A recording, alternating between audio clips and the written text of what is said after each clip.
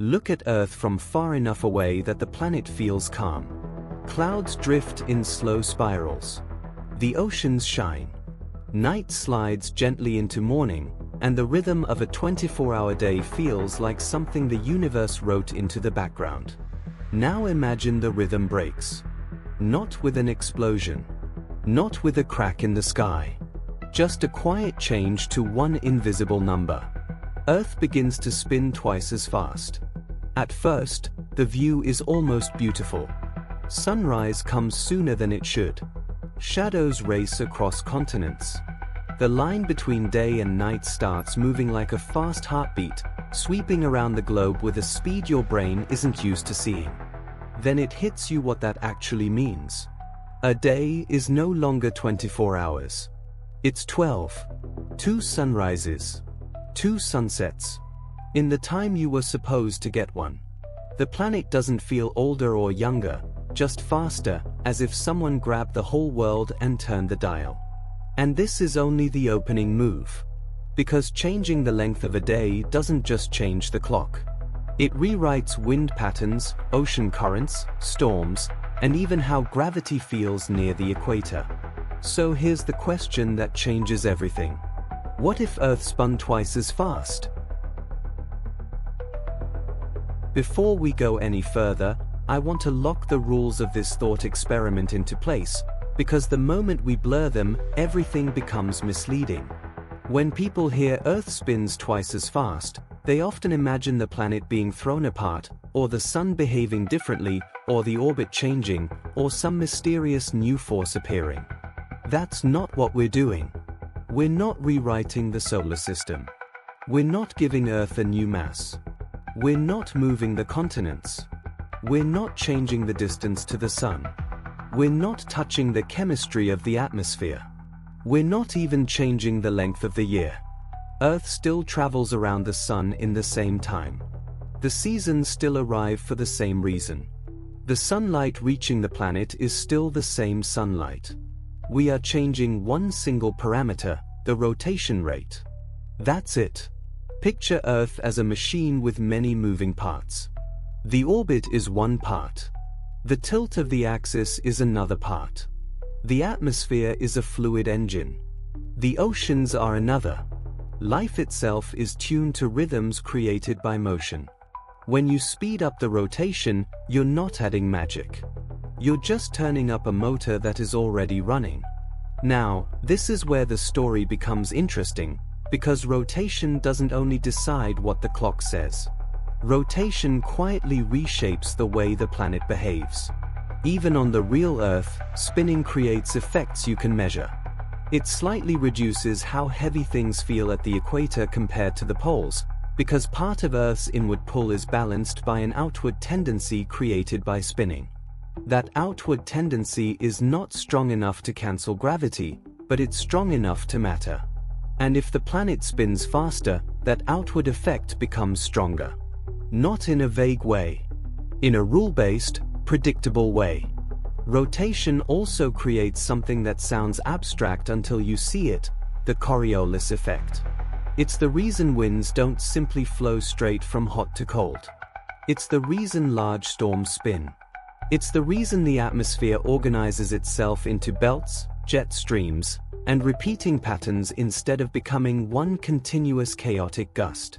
Coriolis is not a force you can switch on in a laboratory like electricity, but it is a consequence of motion on a rotating sphere.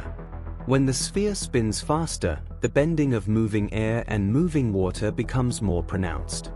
That means the same amount of solar energy is now being distributed by a different global engine. So the rules are simple. The sun stays the same. The orbit stays the same. The year stays the same. The planet stays the same size and mass. The only thing that changes is the speed of the spin beneath everything. And with that one change, the planet starts to rewrite its own weather map. It starts to redraw the paths of storms. It starts to reshape ocean currents that carry heat like invisible rivers.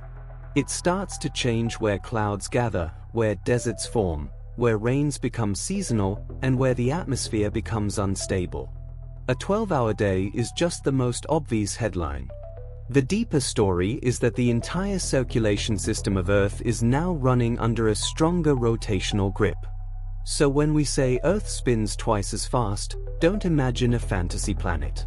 Imagine the same Earth, under the same sun, with the same oceans and the same air, only the floor beneath the world is moving faster. And the moment that happens, the planet doesn't just tell time differently. It behaves differently. The first major change isn't something you see in the sky. It's something you would feel in your own body, even though it would be subtle at first and dramatic in the long run. When Earth spins, the surface is constantly moving in a circle, and that circular motion creates a small outward tendency.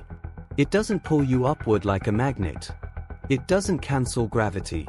But it slightly reduces how strongly gravity wins, especially near the equator, where the surface speed is highest. On today's Earth, gravity is already a little weaker at the equator than it is near the poles. Part of that is because the planet is slightly bulged at the equator, so you're farther from Earth's center there. And part of it is the outward tendency from rotation. Together, those two effects make the equator a place where you weigh a bit less than you would at high latitudes. Not enough to notice in daily life, but enough to measure precisely. Now double the rotation speed, and that outward tendency grows sharply, because it depends on how fast you're spinning. This is the key idea.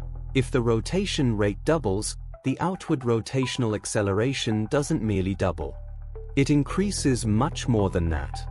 And that means the effective gravity you feel near the equator drops more noticeably, even though Earth's true gravitational pull has not changed at all. So no, people don't float away. Earth is still overwhelmingly stronger than the outward effect. But the balance shifts. Your body would feel a little lighter at the equator than it does now. The difference between standing near the equator and standing closer to the poles becomes more pronounced. And that difference isn't just a curiosity for a science museum. It changes the behavior of fluids, and the atmosphere is a fluid. The ocean is a fluid. Even the way tall structures and mountains load, the crust is connected to how forces distribute across the surface. Here's a simple way to picture it. Gravity pulls you toward the center of Earth. Rotation adds a small outward component, strongest where the spin is fastest. At the poles, you're basically rotating in place. The surface speed there is almost zero, so the outward effect from spin is minimal. At the equator, you're moving the fastest, so the outward effect is maximal. On a faster spinning Earth, that contrast grows. The poles become, in a sense, the heavier regions. The equator becomes the lighter region. Imagine a digital scale that is calibrated perfectly. You step on it near the equator and it reads lower than you expect. Not because you lost mass. Not because gravity broke. But because the ground is spinning faster beneath you and a small fraction of your weight is being offset by the rotation. Then you take the same scale to higher latitudes, and it reads a little higher. Same person. Same body. Same Earth. Different rotational contribution. And in a world where the rotation is doubled, those readings separate more clearly.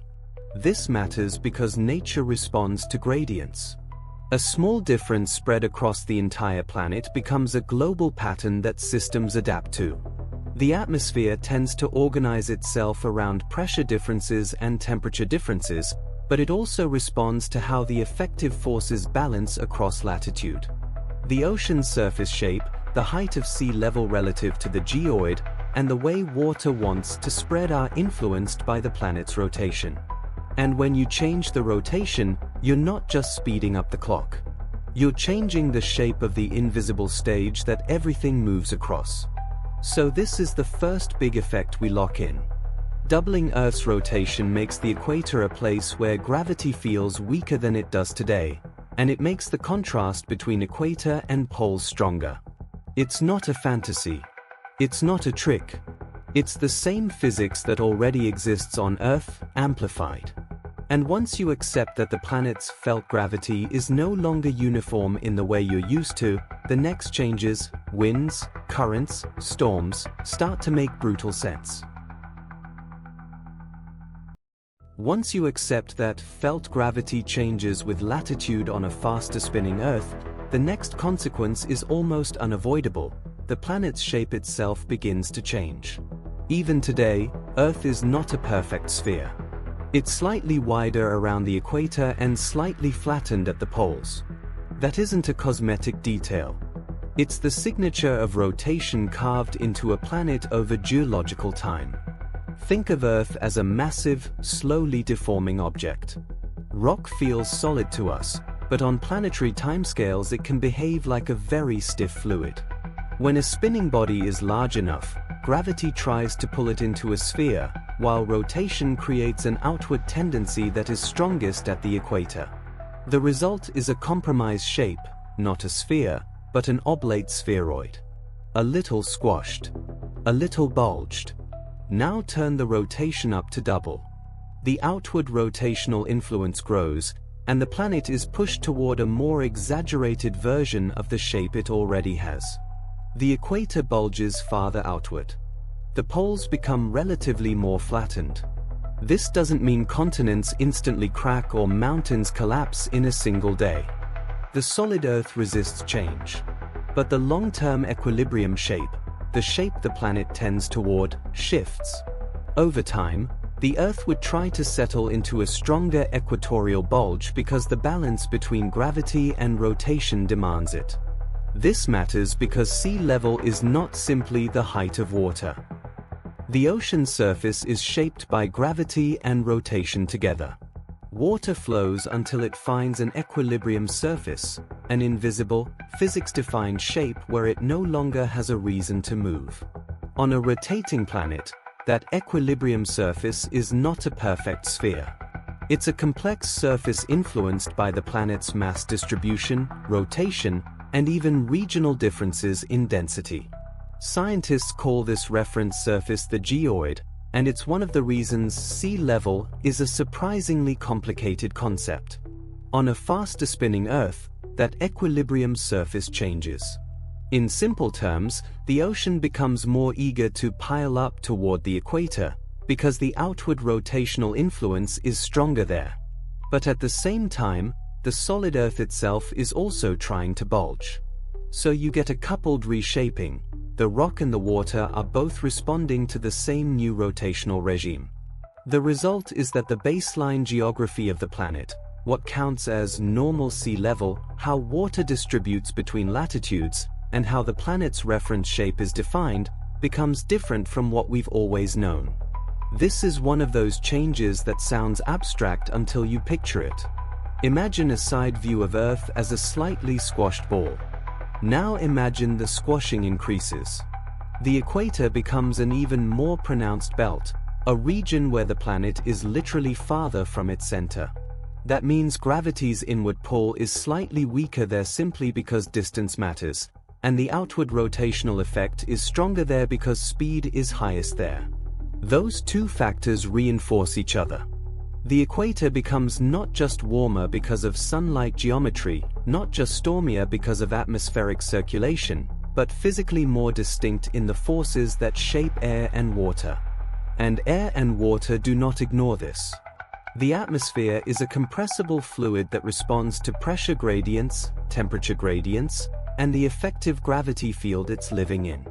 If the distribution of effective gravity changes, the way pressure stacks with altitude changes subtly. The ocean is an incompressible fluid that responds to the shape of the geoid and the balance of forces at the surface. If the equilibrium surface shifts, the ocean's default height and the way it redistributes mass by latitude shifts too. None of this requires fantasy. It's the same logic that already determines why Earth's oceans are not perfectly uniform and why Earth's shape is not perfectly spherical. We're simply intensifying the cause. Now, the important nuance is time. The ocean responds quickly. Water moves. Currents adjust. Sea surface patterns can reorganize on timescales ranging from days to years. The solid Earth responds far more slowly through tectonics, mantle flow, and long-term relaxation of the crust. So in the early phase of this faster spinning world, the ocean and atmosphere may adapt sooner than the rock does, creating transitional imbalances, new pressure distributions, different baseline sea surface shapes, and altered loading on the crust. Over longer periods, the solid Earth shifts closer to a new equilibrium, reinforcing the equatorial bulge. This is why the equator becomes an even more special place in our story. It's not only that the day is shorter or that storms bend differently. It's that the planet's geometry is leaning harder into an equatorial identity. The equator becomes the region where the outward rotational influence is strongest, where the bulge is greatest, where the geoid and sea level reference shape are most altered, and where the atmosphere and ocean are forced to run under a stronger rotational signature. So when you hear Earth spins twice as fast, don't just picture a faster sunrise. Picture a planet whose very shape begins to exaggerate its rotation. A planet whose oceans and air are living on a subtly different reference surface. A planet where the difference between pole and equator isn't just climate or culture, it's built into the geometry of the world.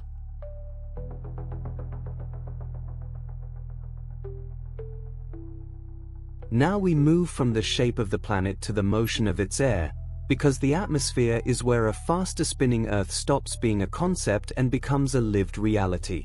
If you could stand above the planet and watch the winds as glowing streams, you would see something shocking.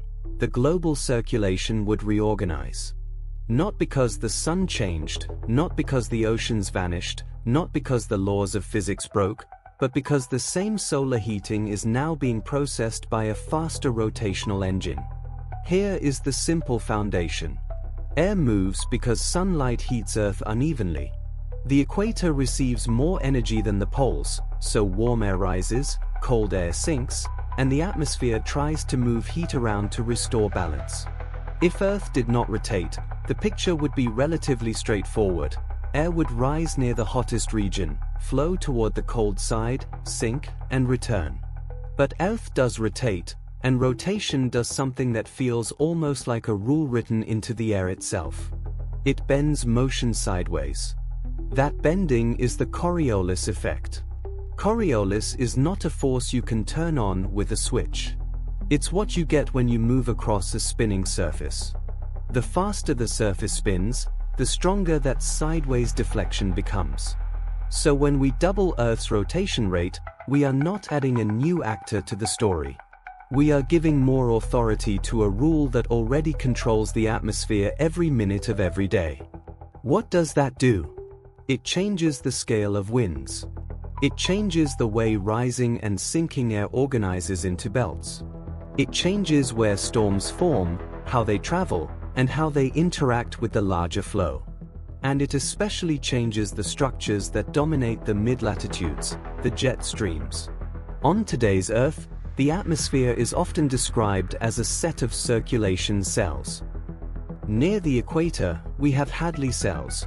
Warm air rises, moves away from the equator aloft, sinks in the subtropics, and returns near the surface as trade winds. Farther poleward, Ferrel cells and polar cells complete the pattern, creating a stacked, three-cell structure in each hemisphere. This is a simplified picture, but it's a useful map for understanding why deserts tend to form in certain belts, why storm tracks sit where they sit, and why winds have consistent directions over large regions. On a faster spinning Earth, this map can change. When Coriolis grows stronger, moving air is deflected more quickly. That means large-scale flows can become more constrained, more sharply organized, and in many models more segmented by latitude. The atmosphere has less freedom to take a straight path from hot to cold. It is forced to curve, to spiral, to turn into bands. And that tends to reshape circulation cells. Hadley cells may become narrower in latitude, shifting where the sinking branches land. Ferrel-like mid-latitude circulation may reorganize. The boundaries between these belts, the places where different air masses collide, can shift. And those boundaries are where much of Earth's weather is born. Then come the jet streams, narrow, fast ribbons of wind high in the atmosphere that form along strong temperature gradients. Jet streams already shape weather by steering storms and separating air masses. But on a faster spinning planet, those jets can become even more dominant. With stronger Coriolis and different atmospheric structure, the jets may tighten, narrower in width, sharper in path, and they can also intensify, meaning faster wind speeds aloft. Instead of broad, meandering highways of wind, you could get more sharply defined, more energetic bands that act like rails guiding storm systems. And this changes what weather feels like. A planet with stronger, tighter jet streams can produce more rapid shifts in conditions as boundaries move. Storm tracks can become more organized, potentially more frequent in certain belts and less frequent in others. Some regions might experience a more consistent parade of mid-latitude systems, while other regions could become more persistently dry. The exact map would depend on oceans, continents, and season, but the principle is robust. When you spin the planet faster, you strengthen the rotational influence that organizes the atmosphere into bands and jets. To make this real, imagine looking at a wind map of Earth today. You see broad trade winds, mid-latitude westerlies, and jet streams cutting across continents. Now imagine turning a dial and watching that map sharpen. The curves become tighter. The bands become narrower. The fast rivers of air become more intense, and they sit in slightly different places. The planet doesn't become one constant hurricane, but it does become a planet where large-scale motion is more controlled by rotation and less by direct, straight-line heat flow. And here is the part that connects everything we've said so far. Earlier, we talked about the equator becoming more physically distinct because effective gravity changes and the planet bulges more. Now we see the atmosphere responding to the same underlying theme. Rotation is taking a larger role in deciding how the planet moves its heat. On a faster Earth, sunlight still warms the tropics. But the path that heat takes through the atmosphere becomes more curved, more banded, more jet-driven. This is why the next chapters, storms and oceans, won't feel like separate stories. They are the same story, told through different fluids. So lock in 2 anchor ideas before we go further. First, Coriolis is stronger, meaning moving air is deflected more quickly and more strongly. Second, jet streams shift and sharpen, becoming narrower and often more intense. Those 2 changes alone are enough to rewrite the character of weather across the globe. And once the winds change, the ocean cannot stay the same. If the winds are the arteries of a planet, storms are the heartbeat. This is the part people feel in their bones, because storms are where invisible physics becomes visible violence. And on a faster spinning Earth, storms don't just get worse in a simple, movie trailer way. They get different. Their shapes, their sizes, their life cycles, and their preferred paths all begin to shift because rotation is now steering the atmosphere more aggressively than before. Here's the key concept: rotation doesn't only bend the wind. It also helps organize spinning systems. When air converges toward a low-pressure center, it wants to rush straight in. But on a rotating planet, that inflow is deflected sideways. Instead of collapsing directly into the center, the air begins to wrap around it. That wrapping is what builds a rotating storm. The stronger the rotational influence, the easier it is for the atmosphere to turn convergence into rotation, and the more disciplined the spinning flow can become. But there's a trade-off. As Coriolis becomes stronger, the atmosphere tends to break motion into tighter, more sharply curved patterns. That can favor storms that are more compact in size, systems with smaller radii that spin more cleanly. On the real Earth, there is already a concept that captures this. The characteristic size of rotating features often relates to how strongly rotation dominates the flow. Increase rotation, and the natural scale of many vortices can shrink. In plain terms, the planet becomes better at making whirlpools, but those whirlpools can be tighter. So imagine a hurricane-sized system on today's Earth. It is a massive engine drawing energy from warm ocean water, organizing into spiral rain bands, forming an eye, and steering along broad atmospheric highways. Now imagine the same ocean temperatures, the same moisture, the same latent heat, because we have not changed the sun, and then add one change: the planet spins twice as fast. Coriolis tightens the rules of the game. The storm can become more compact, with sharper curvature in the winds. The bands can wrap more tightly. The eye wall can become more intensely organized. And because the storm structure is more disciplined, certain phases of intensification could happen faster, provided the storm still has the fuel it needs. But the track changes too. On a faster spinning Earth, the large-scale steering currents are different, especially because the jet streams are shifting and sharpening.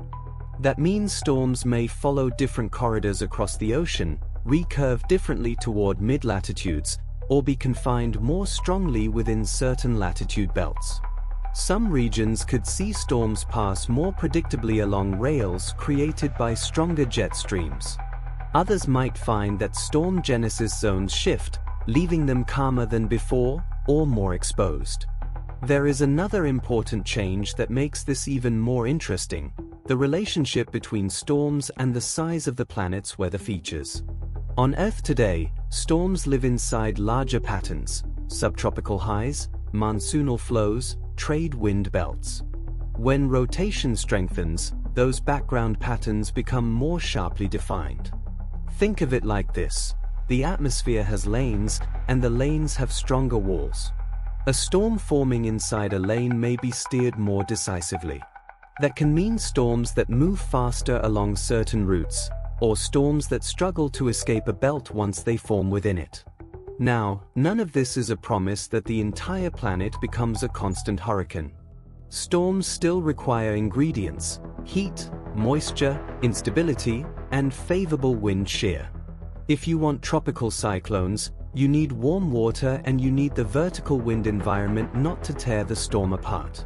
If you want mid-latitude cyclones, you need temperature contrasts. Those ingredients still depend on geography and season. But what changes is the atmosphere's ability to take those ingredients and shape them into rotating systems with different sizes and behaviors.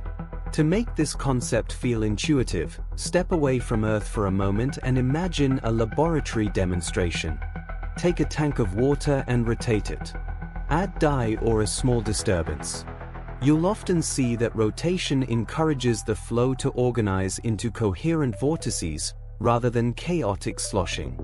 Increase the rotation, and the system's swirling features can become more structured and, in many cases, smaller and tighter. It's not that the water suddenly gains extra energy. It's that rotation changes how motion is allowed to arrange itself. The same thing happens in the atmosphere, just on a planetary scale and with far more complexity. So when we talk about storms on a double-speed Earth, the most honest headline is this: storm patterns change. The planet's faster spin makes rotating storms easier to organize, pushes atmospheric motion into tighter curved paths, and reshapes the corridors along which storms travel.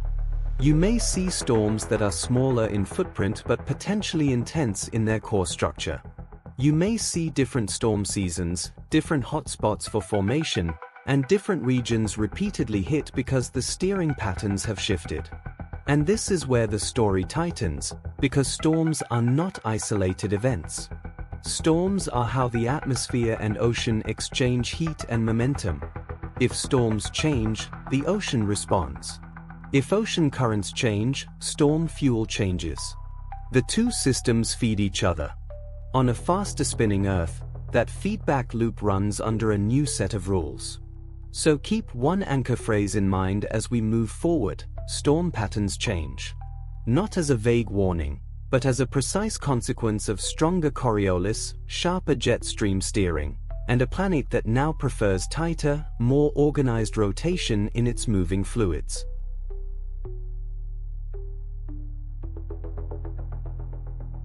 After winds and storms, the next system that cannot stay the same is the ocean. Because the ocean is not just water sitting in a basin. It is a moving machine, Earth's largest heat engine, quietly transporting warmth from the tropics toward the poles and returning cold water back toward lower latitudes.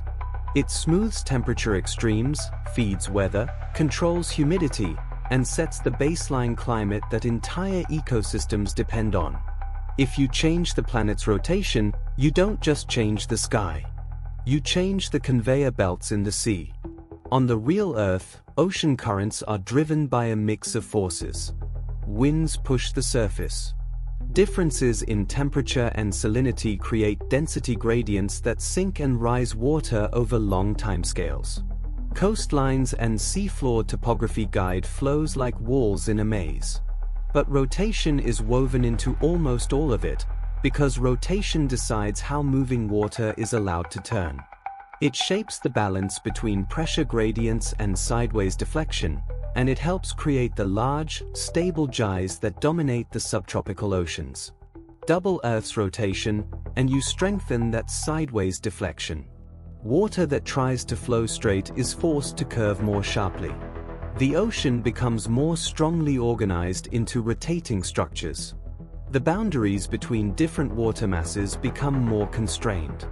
And the entire surface circulation can reorganize into patterns with different shapes, different widths, and different efficiency at moving heat.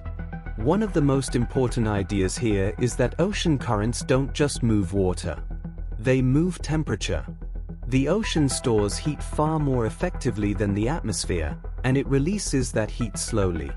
That's why coastal climates are often milder than inland climates at the same latitude.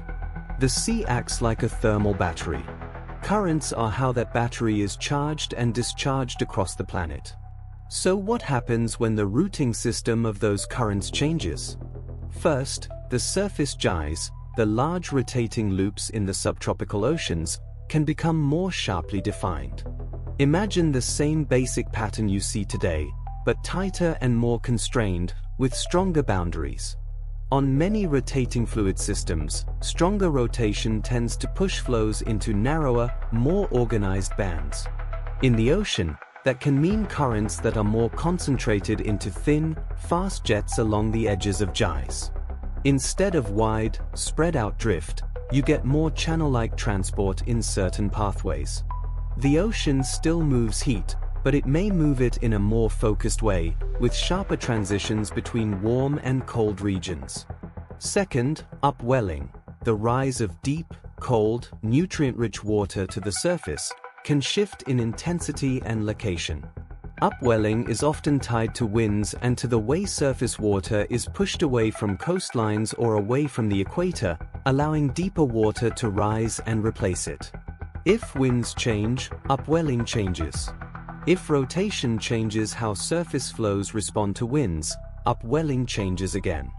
And upwelling is not a small detail.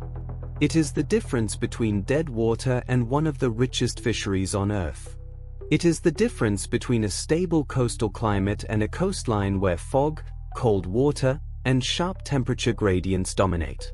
Third, the temperature gradients on the ocean surface. The boundaries between warm pools and cold tongues can become sharper.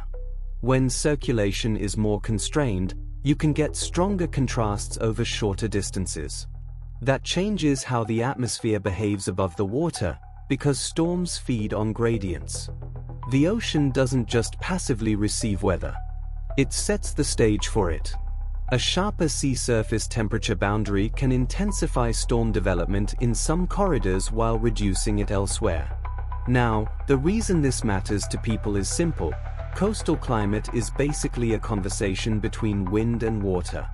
When the ocean delivers warm water to a coastline, winters are milder and the air holds more moisture. When cold water dominates near the surface, the coast can be cooler, drier, and often foggier. When currents shift, the conversation changes. So on a faster spinning Earth, you would expect many coastlines to feel different even if they are still at the same latitude and receive the same sunlight. Some regions might become more moderated if warm currents hug the coast more efficiently. Others might become harsher if cold upwelled water dominates for longer periods. Some places might see stronger seasonal swings because the ocean heat transport becomes less smooth and more segmented into fast lanes and quiet zones. The world wouldn't warm or cool uniformly. It would become more patchy, more contrast-rich, more dependent on where the reorganized currents decide to deliver heat. To picture it, imagine two global maps. The first shows today's surface currents, broad gyres, familiar western boundary currents, slow drifts, and the general architecture of moving water. The second map shows the same Earth under double rotation, the same oceans, the same continents, but the flow lines are tighter, the paths are slightly relocated, and the warm-to-cold boundaries are more sharply drawn. Then add a sea surface temperature map on top. You see it immediately, the thermal fingerprints shift. Warm pools migrate. Cold tongues extend. Some boundaries become razor-edged compared to today. And that is the quiet power of the ocean. You don't need a cataclysm to change a climate. You only need to change the routes by which heat is carried. Double the rotation, and you alter the routes. The ocean becomes a different machine, still obeying the same physics, still driven by wind and density, but working under a stronger rotational constraint. So the story now has a second anchor. Winds changed first. Storm patterns changed next. Now the ocean circulation changes too, and with it, the distribution of heat that makes Earth's climates feel familiar. From here on, every coastal region becomes a question. Which side of the new current map are you on? Are you warmed, cooled, dried, fogged, stabilized, or pushed toward extremes? Because when the ocean redraws its currents, the shoreline redraws its climate. After winds and storms, the next system that cannot stay the same is the ocean. Because the ocean is not just water sitting in a basin. It is a moving machine, Earth's largest heat engine, quietly transporting warmth from the tropics toward the poles and returning cold water back toward lower latitudes. It smooths temperature extremes, feeds weather, controls humidity, and sets the baseline climate that entire ecosystems depend on. If you change the planet's rotation, you don't just change the sky. You change the conveyor belts in the sea. On the real Earth, ocean currents are driven by a mix of forces. Winds push the surface. Differences in temperature and salinity create density gradients that sink and rise water over long timescales. Coastlines and seafloor topography guide flows like walls in a maze. But rotation is woven into almost all of it, because rotation decides how moving water is allowed to turn. It shapes the balance between pressure gradients and sideways deflection, and it helps create the large, stable gyres that dominate the subtropical oceans. Double Earth's rotation, and you strengthen that sideways deflection. Water that tries to flow straight is forced to curve more sharply. The ocean becomes more strongly organized into rotating structures. The boundaries between different water masses become more constrained. And the entire surface circulation can reorganize into patterns with different shapes, different widths, and different efficiency at moving heat. One of the most important ideas here is that ocean currents don't just move water. They move temperature. The ocean stores heat far more effectively than the atmosphere, and it releases that heat slowly. That's why coastal climates are often milder than inland climates at the same latitude. The sea acts like a thermal battery. Currents are how that battery is charged and discharged across the planet. So what happens when the routing system of those currents changes? First, the surface gyres, the large rotating loops in the subtropical oceans, can become more sharply defined. Imagine the same basic pattern you see today, but tighter and more constrained, with stronger boundaries. On many rotating fluid systems, stronger rotation tends to push flows into narrower, more organized bands. In the ocean, that can mean currents that are more concentrated into thin, fast jets along the edges of gyres. Instead of wide, spread-out drift, you get more channel-like transport in certain pathways. The ocean still moves heat, but it may move it in a more focused way, with sharper transitions between warm and cold regions. Second, upwelling. The rise of deep, cold, nutrient-rich water to the surface can shift in intensity and location. Upwelling is often tied to winds and to the way surface water is pushed away from coastlines or away from the equator, allowing deeper water to rise and replace it. If winds change, upwelling changes. If rotation changes how surface flows respond to winds, upwelling changes again. And upwelling is not a small detail. It is the difference between dead water and one of the richest fisheries on Earth. It is the difference between a stable coastal climate and a coastline where fog, cold water, and sharp temperature gradients dominate. Third, the temperature gradients on the ocean surface. The boundaries between warm pools and cold tongues can become sharper. When circulation is more constrained, you can get stronger contrasts over shorter distances. That changes how the atmosphere behaves above the water, because storms feed on gradients. The ocean doesn't just passively receive weather. It sets the stage for it. A sharper sea surface temperature boundary can intensify storm development in some corridors while reducing it elsewhere. Now, the reason this matters to people is simple. Coastal climate is basically a conversation between wind and water. When the ocean delivers warm water to a coastline, winters are milder and the air holds more moisture. When cold water dominates near the surface, the coast can be cooler, drier, and often foggier. When currents shift, the conversation changes. So on a faster spinning Earth, you would expect many coastlines to feel different even if they are still at the same latitude and receive the same sunlight. Some regions might become more moderated if warm currents hug the coast more efficiently. Others might become harsher if cold upwelled water dominates for longer periods. Some places might see stronger seasonal swings because the ocean heat transport becomes less smooth and more segmented into fast lanes and quiet zones. The world wouldn't warm or cool uniformly. It would become more patchy, more contrast-rich, more dependent on where the reorganized currents decide to deliver heat. To picture it, imagine two global maps. The first shows today's surface currents, broad gyres, familiar western boundary currents, slow drifts, and the general architecture of moving water. The second map shows the same Earth under double rotation, the same oceans, the same continents, but the flow lines are tighter, the paths are slightly relocated, and the warm-to-cold boundaries are more sharply drawn. Then add a sea surface temperature map on top. You see it immediately, the thermal fingerprints shift. Warm pools migrate. Cold tongues extend. Some boundaries become razor-edged compared to today. And that is the quiet power of the ocean. You don't need a cataclysm to change a climate. You only need to change the routes by which heat is carried. Double the rotation, and you alter the routes. The ocean becomes a different machine, still obeying the same physics, still driven by wind and density, but working under a stronger rotational constraint. So the story now has a second anchor. Winds changed first. Storm patterns changed next.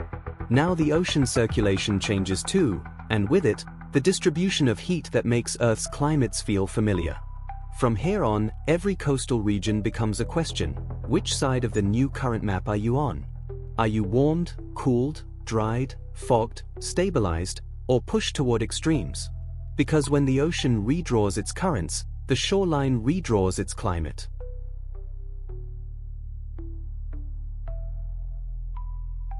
Up to this point, we've been looking at Earth like engineers, forces, flows, belts of wind, currents of heat. But now the story lands where it becomes personal. Because a 12-hour day is not just a number on a clock. It is a new rhythm forced onto every living thing that evolved under 24 hours of light and darkness. And even if the planet never cracked and no storm ever formed, that rhythm alone would change what it feels like to be alive here. Start with the simplest experience. The sky. Sunrise comes faster than your brain expects. Morning barely settles in before the light begins to tilt toward afternoon. Shadows move like they're time-lapsed, even when you're standing still. Then the sun is already dropping. Night arrives early, and before your body can fully accept the dark, the horizon is brightening again. 2 sunrises. 2 sunsets. In the time that used to hold one. In the first days, people would describe it as disorienting. In the first weeks, it would become exhausting. Human biology is built on internal clocks, circadian rhythms, that coordinates sleep, alertness, temperature regulation, digestion, and hormone release. Your body doesn't just react to the world. It predicts it. It prepares you for morning before you open your eyes. It cools you for sleep before you lie down.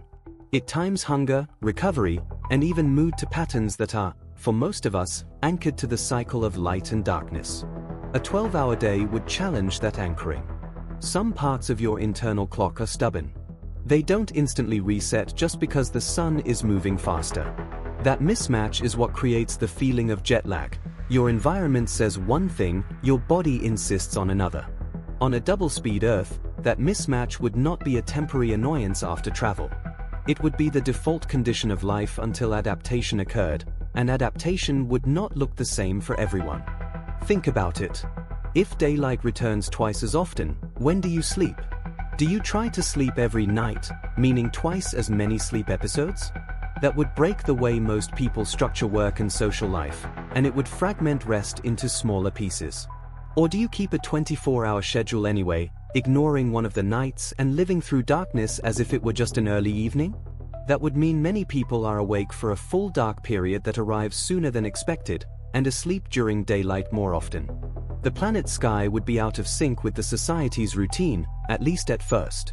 Even without changing our cultural schedules, your body would still be hit by repeated signals. Light is not just vision. It is a hormone switch. Bright light, especially in the morning, suppresses melatonin and shifts the timing of your internal clock. Darkness allows melatonin to rise, signaling sleep. If those signals happen twice as often, your body is pushed to shift more frequently, and frequent shifting is stressful. It can affect mood, focus, appetite regulation, and immune function. That's the anchor phrase for this block, circadian stress. The planet's physics would be asking biology to rewrite itself. And humans are only one species in a web. Plants, for example, don't have brains, but they have timekeeping systems that are astonishingly sophisticated. Many plants use internal clocks to anticipate dawn, manage the opening and closing of stomata, regulate growth hormones, and coordinate photosynthesis efficiency. Some plants measure day length to decide when to flower. Others time seed production to seasons using the ratio of light to dark. A 12-hour day changes the pattern of light exposure. Even if the total sunlight over a year stayed similar, the distribution into shorter cycles could change how plants manage energy, water loss, and growth rhythms. Some crops might struggle. Others might adapt. Entire ecosystems could shift simply because the timing of biological decisions is being forced into a new cadence. Animals respond too. Many species navigate using daily light cues. Birds, insects, and marine life use the timing of dawn and dusk as signals for migration, feeding, and predator avoidance. A world with more frequent transitions could push behavior into new schedules, increasing competition and changing ecological balance. For nocturnal animals, night becomes more common but shorter, potentially changing hunting patterns. For diurnal animals, daylight becomes more fragmented, and that can reshape feeding windows. Even in the ocean, where light fades with depth, the surface world's rhythm still affects plankton migrations and the timing of predator-prey encounters. Now imagine this in a city, because cities are where humans feel it most intensely. The skyline shifts from gold to blue to black and back again with unnerving speed. Street lights click on earlier. Morning traffic appears sooner. Your sense of time becomes unreliable. You glance at a clock and feel it lying to you. Because your body is measuring time through light and fatigue, while the planet is delivering a different pattern of cues than the one your nervous system expects. That's the quiet, powerful truth of a 12-hour day. It doesn't need a disaster to be disruptive. It is disruptive by default. It presses on sleep. It presses on hormones. It presses on attention. It presses on mood. And over months and years, it would select for behaviors, schedules, and even biological traits that can tolerate rapid cycles better. So if you want to understand what a faster spinning Earth would feel like, don't start with the hurricane. Start with the morning. Start with the fact that dawn returns before you've fully recovered from the last one. Start with the feeling that the world is constantly accelerating, even when you are trying to stay still. That is circadian stress, written into the sky. Now let's bring this faster spinning Earth down to the level of everyday infrastructure, because this is where the scenario stops feeling like a thought experiment and starts feeling like a world that would force humans to rewrite the rules of modern life. We built aviation, navigation, and satellites around the way Earth moves today. We treat that motion as stable. We plan routes, launch rockets, and place spacecraft in orbit assuming that a day has a certain length and the atmosphere behaves in certain patterns. On a 12-hour Earth, those assumptions no longer hold. Start with aviation, because it's the most familiar. Airplanes don't fly through empty space. They fly through a moving fluid. And when the wind patterns reorganize, as we already saw, flight paths reorganize with them. Today, airlines use jet streams like fast rivers of air. In some directions, they can save time and fuel.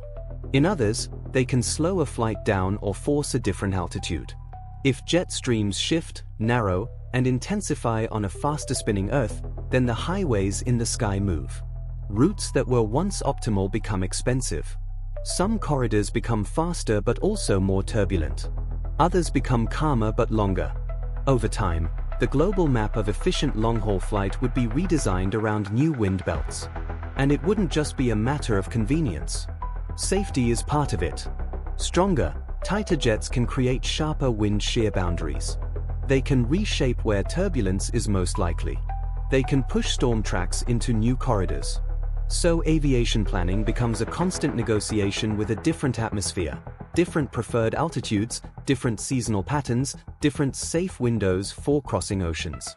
Now take one step deeper into physics, navigation and trajectories. Earth's rotation is baked into how we define position and time. It's baked into how we convert between Earth-fixed coordinates and space-fixed coordinates. It's baked into inertial navigation systems that track motion by integrating tiny changes in acceleration. With a faster rotation, the geometry of the rotating reference frame changes. The Coriolis effect is stronger, which matters not only for weather but also for any long-range motion through the atmosphere, especially projectiles. That means ballistic trajectories change. If you launch something that travels far, whether it's a test rocket, a long-range projectile, or a reentry vehicle, the sideways deflection caused by rotation is different. On today's Earth, those corrections are known and predictable. On a double-speed Earth, the corrections become larger. The same launch angles and the same guidance assumptions no longer land you where you expect. Navigation tables and flight control algorithms would have to be rewritten from the ground up. The planet's spin would be pushing harder on anything trying to travel in a straight line over long distances. But the most dramatic wow moment comes when you look up at the satellites, because satellites are literally tied to Earth's day length. One of the most important orbits for modern civilization is geostationary orbit. A geostationary satellite is placed at just the right altitude so that it circles Earth once per day, matching Earth's rotation. From the ground, it appears to hang in the same spot in the sky, which is why it's so valuable for communications, weather monitoring, and broadcast services. But that once per day is not a universal constant. It depends on how long the day is. If Earth spins twice as fast, a geostationary satellite would need to orbit Earth twice as fast as well to remain fixed over one point. That changes the requirements. It changes the orbital period, and that implies a different orbital radius. In other words, the location of the geostationary ring, the invisible belt where those satellites live, would move.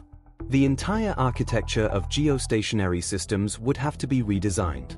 Existing geostationary satellites would no longer remain stationary relative to the ground. They would drift across the sky because Earth would be rotating out from under them. And it doesn't stop there. Many satellites rely on ground station schedules that assume a 24-hour rotation. Many Earth observation systems are planned around repeat cycles tied to the day-night rhythm. Timing systems used for navigation and communications depend on stable definitions of Earth rotation. If day is 12 hours, the cadence of passes changes. The geometry of coverage changes. The way we schedule networks changes. Even the human experience of satellite visibility changes. The sky becomes a faster carousel. Put simply, doubling Earth's spin doesn't just change weather. It changes the synchronization between the planet and the technology we have wrapped around it. So picture two maps. The first is today's world: flight paths arcing across oceans along jet stream corridors, ground stations tracking satellites, and a stable ring of geostationary spacecraft parked above the equator. The second is the faster spinning world.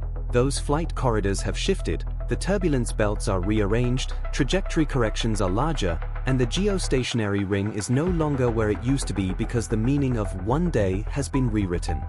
This is the practical side of a faster Earth. The laws of physics have not changed, but our relationship to those laws has. The planet's rotation becomes a stronger influence not only on air and water, but on our infrastructure in the sky. And once you realize that a 12-hour day forces satellites, navigation, and aviation to evolve, the scenario stops being a curiosity. It becomes a different civilization living under a different clock. At this point, it's tempting to ask the question everyone really wants answered: which countries get better weather, which ones get worse, and who ends up living in a new paradise or a new desert? But that's exactly where most what-if videos start lying. Real climate is not a simple switch where one region becomes hot and another becomes cold in a neat, cinematic pattern. Climate is a long conversation between sunlight, atmosphere, ocean, and land, full of feedback loops and regional complexity. So we are not going to pretend we can draw a perfect new map with exact borders. What we can do is something more honest and more useful. We can talk about principles. We can identify the mechanisms that decide where rain falls, where deserts form, and where extremes become more common. And then we can show how a faster spinning Earth pushes those mechanisms toward a different balance. Here is the foundation: Earth's climate is shaped by heat transport.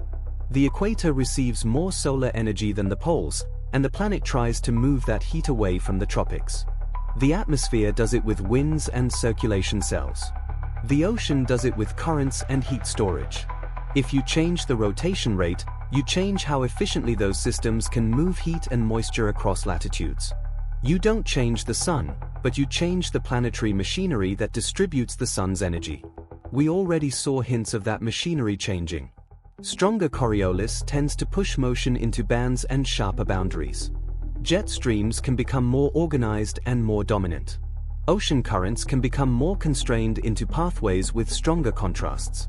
When you combine those changes, you get a climate that is often more structured by latitude and more contrast-rich in the way it distributes heat and moisture. Now think about rainfall. Rain is not random. It forms where air rises and cools, allowing water vapor to condense.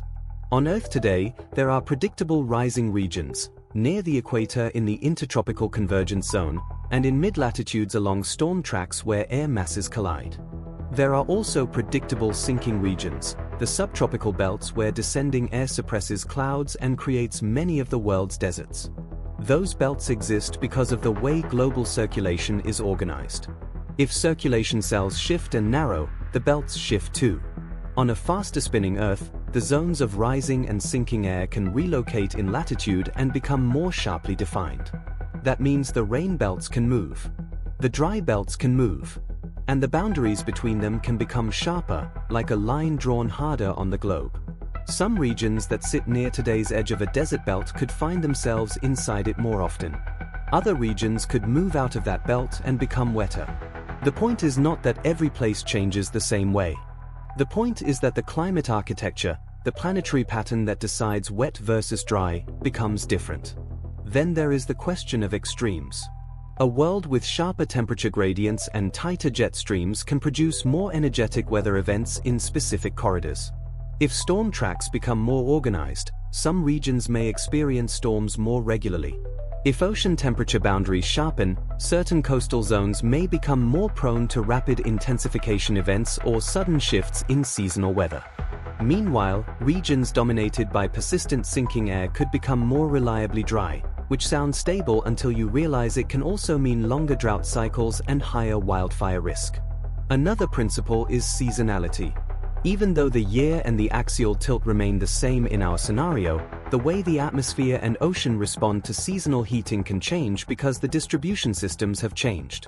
If currents deliver heat differently, coastal seasons feel different. If jets steer storms differently, winter and summer patterns shift in timing and intensity. You can end up with climates that are not simply hotter or colder, but more volatile in their transitions, faster flips between wet and dry periods, stronger swings between calm and stormy regimes, and sharper contrasts between neighboring regions. One of the most important outcomes to communicate is patchiness. People imagine global change as a single number: Earth becomes warmer or cooler. But in many reorganizations of circulation, the world becomes more uneven. The same latitude can contain very different climates depending on whether you sit under a new storm corridor, near a new upwelling zone, or inside a new sinking belt. That means the long-term map of habitability, where agriculture thrives, where water is reliable, where heat becomes oppressive, could become more fragmented. Some places might become surprisingly comfortable. Others might become newly difficult. And many would experience not a steady shift, but a new type of variability. To visualize this without pretending we know the exact answer, imagine two globes. On the first, you see today's broad belts: tropical rain zones, subtropical dry zones, mid-latitude storm tracks, polar dryness. On the second, you see the same categories, but shifted, tightened, and reshaped by stronger rotation. The wet belts are not identical. The dry belts are not identical. The storm corridors have moved. Then overlay a temperature contrast map. You don't see one uniform warming or cooling. You see a rebalanced planet where some boundaries sharpen and some gradients relocate. That is the long climate story of a 12-hour Earth. The sun hasn't changed. The energy coming in is the same. But the way that energy is spread across the surface, through winds, storms, and currents, has been rebuilt. And when the transport system changes, the climate zones reorganize. So if you want a truthful headline, it's this: the planet becomes a different pattern. Not a single outcome, but a new distribution. New wet belts. New dry belts. New storm corridors. New temperature contrasts. A climate that may feel more banded, more sharply divided, and more extreme at its edges. And from here, the final question becomes unavoidable. If Earth can behave this differently by changing just one dial, what would it take for that dial to move in reality? Now we reach the final, scientific reality check. Because once you've seen how deeply one change can rewrite a planet, winds, oceans, storms, even biology, the next question is unavoidable: could Earth ever actually spin twice as fast? And the honest answer is, not casually. Not quietly. Not without paying an enormous price in physics. Rotation is not just motion. Rotation is stored energy and stored angular momentum. Earth is a gigantic spinning object, and that spin is not a setting you can casually adjust like a camera shutter speed. To make Earth rotate twice as fast, you would have to add a vast amount of rotational energy, or you would have to change the planet's moment of inertia in a dramatic way, or both. Either route demands something extreme. Let's start with the simplest idea: add energy. To speed up a spinning object, you must do work on it. On a planetary scale, the amount of energy required is so large that it immediately forces you into violent scenarios. You would need a colossal external event, something capable of delivering a massive torque to the entire Earth. And in nature, the most straightforward way to deliver that kind of torque is through a giant impact. But an impact that can meaningfully change Earth's spin is not a harmless nudge. It would be a global catastrophe. It would not politely increase the day's speed and leave everything else untouched. It would heat the crust, reshape the surface, eject material, disturb the oceans, and potentially alter the atmosphere. The same event that changes the rotation would also rewrite the planet physically. In other words, the clean scenario we used in this video, same Earth, same oceans, same atmosphere, only faster, doesn't exist as an easy outcome of real-world events. Reality does not separate the dial from the machine. So what about the other option, change the moment of inertia? This is where the figure skater analogy actually matters, because it teaches a real rule. When a figure skater pulls their arms inward, they spin faster. They didn't magically create rotation from nothing. They conserved angular momentum. By bringing mass closer to the axis, they reduced their moment of inertia, and the rotation rate increased. Same angular momentum, smaller rotational spread, faster spin. Earth obeys the same rule. If Earth could somehow move a significant amount of its mass closer to its rotation axis, meaning closer to the center and closer to the poles, then its rotation rate would increase even without adding external angular momentum. And in small ways, Earth does experience internal redistribution, mantle flow, glacial cycles, earthquakes that shift mass by tiny amounts. Those changes can slightly adjust Earth's rotation by milliseconds. But doubling the spin would require an enormous change in how Earth's mass is arranged. It would mean a planet-scale restructuring, not a subtle internal adjustment. A transformation so large that Earth would no longer resemble the same Earth we started with. And even if, hypothetically, a massive internal collapse or rearrangement were possible, the process would release immense heat and stress. The crust would respond. The oceans would slosh. The atmosphere would surge. The planet would not remain calm while its rotation doubled. The transition itself would be a disaster. So when people ask, could Earth spin twice as fast? The true answer is that physics allows rotation rates to change, but it does not allow them to change for free. Something must provide the torque, or something must fundamentally change the planet's distribution of mass, or both. And either path comes with consequences that would be written into geology and history. That's why this video matters, even though the exact trigger is unrealistic. The thought experiment isn't a prediction. It's a spotlight. It shows you how much of the world you experience as normal is actually a balance of motion, how our winds, our currents, and our daily lives are shaped by a rotation we rarely think about. So the ending is not "this will happen." The ending is, the planet you know is the product of invisible parameters. Change one, and you don't get a slightly different Earth. You get a different operating system for an entire world. And if doubling the rotation would require a catastrophe in reality, it only makes one fact more astonishing. Earth's current spin is not just a number. It's a condition for the world we recognize. So here we are at the end of the experiment, looking back at the same blue planet and realizing it is no longer the same world. Not because we changed its oceans, or moved it closer to the sun, or invented a new kind of gravity. We changed one number, rotation, and that single change rippled outward into everything else. In the sky, the day-night line races around the globe like a pulse. Clouds don't have the same leisurely drift anymore. The atmosphere feels more tightly organized, more banded, more controlled by rotation. High above, the jet streams behave like sharper, faster highways of wind, guiding weather into new corridors. Down below, storms follow different routes. Some tighten into more compact, more disciplined spirals. Others appear in places that used to be quieter. The planet's weather stops feeling familiar, not because the sun is different, but because the air is being shaped by a stronger rotational rule. In the ocean, the heat engine rewrites its routes. Currents become more constrained, boundaries between warm and cold water sharpen, and coastlines begin to feel different at the same latitude. The sea delivers heat in new patterns, and the climate responds.